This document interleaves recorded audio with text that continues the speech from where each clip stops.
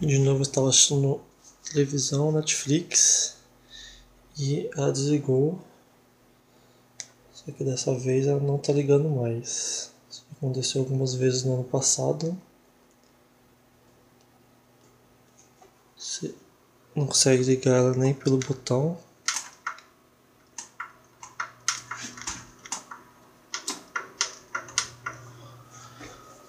Você tira ela da tomada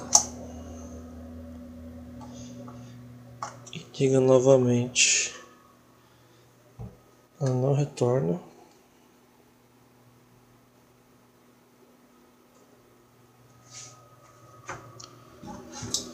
Você tira o cabo HDMI dela.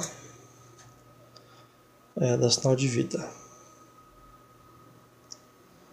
Ainda assim ela não liga.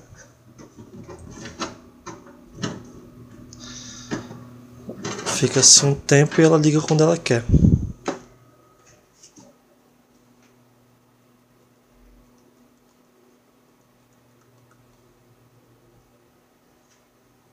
Aí fica mostrando o logotipo da Samsung.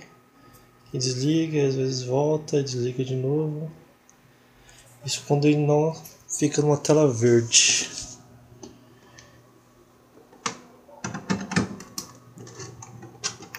Conectar aqui novamente o cabo HDMI.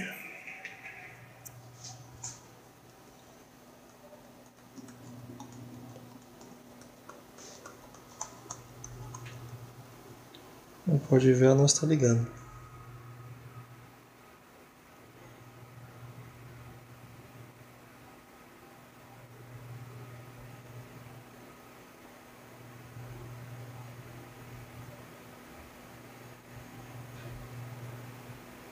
E agora ela voltou.